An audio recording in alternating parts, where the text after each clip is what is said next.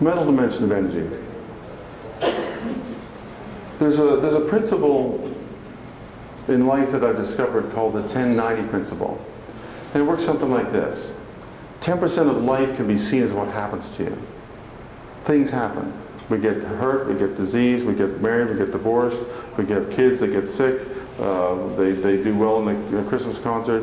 Like, stuff happens to us, right? And 90% of life can be seen as what we think about it, like how we deal with it, if you will. So 90% is handed to us, 10% is given to us, 90% is what's handed to us. Now, within that 90%, there's a choice. There's two choices, really. And I dipped into those two choices twice in my life and came out the other side eventually. When I was diagnosed in 2005, I was given the choice between a brain tumor and Parkinson's. So my 10% event was, well, you look like you've got some troubling symptoms. We're not sure if it's a brain tumor or if it's Parkinson's. So I said, thank you for the choice very much. And I waited for my MRI to rule out the brain tumor. So that was my 10% event. Now, what do you do with that? There's a long story, and I talked about it a couple of years ago, but there was really only two choices with your 90%. 90% is within your control. 10% of life happens. Stuff happens to people, right? So that's a given. But what do we do with that given is it makes us courageous or makes us not. So the difference between that is either an attitude of gratitude, to find a blessing in the cloud, the silver cloud, lying in the cloud, if you will, or what I call stinking thinking. And you got to say it like a country song, stinking thinking. Okay, that's the best way to say it, because stinking thinking is all about hurting songs, right? So stinking thinking. So I could tell you my stinking thinking journey of Parkinson's, because for a year I didn't tell anybody I had it. I was ashamed. I got into stinking thinking. 45 years old, mountain climber, marathon runner. What do you mean I got a disease that's going to affect the quality of my life? Stinking thing, I didn't tell a soul for about a year. So there's a whole story there, but I have another story to tell. It has something to do with my lovely wife that I met after being 18 years. We dated 18 years earlier, and we got back together in 2006. And my stinking thinking said, she's not going to want to hear what I got to say about my health. But I said it, and she was grateful, and she's still with me. We got married in July of 2007, 7/7/07. We're the only couple in Canada getting married that day. It was a big day for marriage experience. It's Saturday, right? So Andy and I got married in 07. We started trying for a baby. Now, if you ever tried for a baby, and some of you might have to flash back a couple of years for that, because I see some gray hair in the room. But if you ever try for a baby, you know there's a cycle of life, and we have to sort of get in on that cycle of life, if you will. And we didn't have any luck with that. We tried in vitro, and we actually gave up and got a puppy. It's a pretty good substitute, believe me. It still needs to be fed. It poops all over the place, just like a baby. So we got a baby. We got a puppy. The weekend we took the puppy home was September of 2008. It was a Labor Day weekend. Got a call from my wife's twin sister. Now, you got to appreciate twin sisters are kind of synchronicity, right?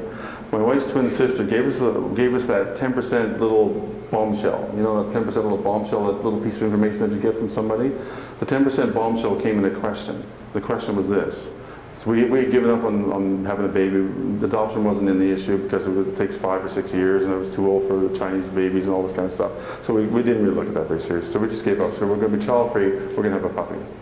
So bombshell, 10% event. Question was this: what would you do if we had this question? If a baby dropped in your lap, it's on the telephone. My wife's sister called us up. So if a baby dropped in your lap, would you keep it? And we go, what? Boom. Turns out there was a friend of a friend of a friend, and my wife's sister found out about it.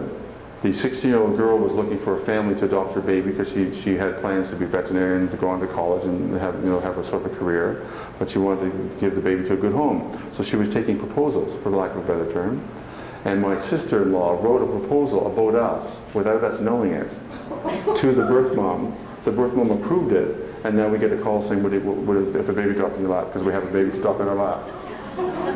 Now that's a 10% event, folks. That's going down. That's going down. So I want to share with you an honest journey that I took. Now, I gave you two choices. Attitude of gratitude, say, thank you, my gosh, that's wonderful. Or stinking thinking. Now, stinking thinking started settling into my heart, into my imagination, because it's the mental dimension of energy, when we first had a meeting with a social worker. The social worker said, I want you to know something. It's only fair to tell you that 50% of the girls, the young men, moms, who make an adoption plan will change their mind after the birth. Now, what do you think a stinking thinking person does with that? They sit back a little bit, right? They just step back. And how that translated was very simple. We bought a crib, and I kept the box in case I had to return the crib. Just in case. A little stinking thinking, little stinking thinking. And we heard through the grapevine that the boyfriend had given her a ring. Are you going there with my stinking thinking? So after the guys say, oh, that's beautiful, they'll have a family, they'll bring up the girl themselves, it'll be wonderful, with lots of love. Stinking thinking says, damn, we're not going to get the baby. So a stinking thinking person has a bit of a nightmare when it comes to things like this.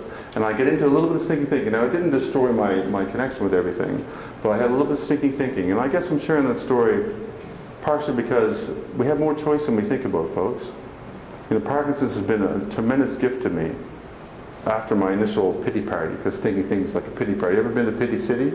It's a one-way ticket sometimes, right? Go to Pity City. Well, that's where you end up with stinking thinking. You end up getting off the train in Pity City. And I had Pity City for a year, but since my life has been, since my diagnosis of Parkinson's, I found a woman who loves me despite my disease, and we had this baby on the way. So my life is pretty good, and I don't look back on that and say, well, I wish it wasn't different, because I don't. I love what's happening right now.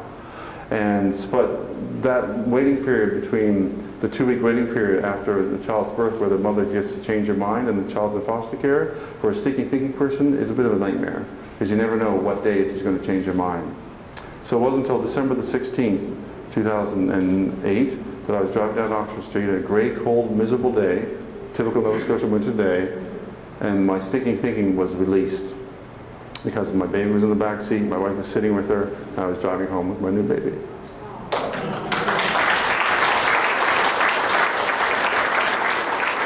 Now, I share that story because sometimes circumstances will take you out of your stinking thinking, but sometimes just merely the thought of being grateful for life will take you out of your stinking thinking. So my question is this: is there anywhere where you're sitting on joy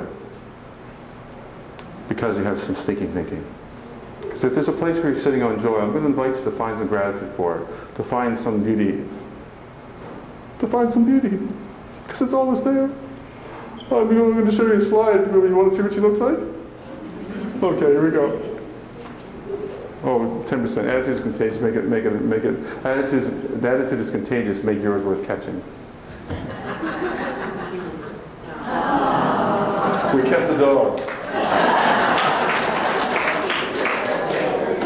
And I recycled the box. So the mental dimension of energy is pretty powerful stuff, folks. There's a lot of fear, guilt, and worry in the world. That's stinking thinking stuff, right? There's so much out there. But if I had a soundtrack, I'd play Louis Armstrong's "A Beautiful World." That'd be the perfect song to play right now, wouldn't it?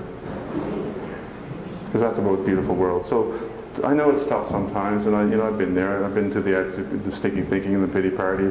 But try to find the joy. Try to find the beauty in life if you can.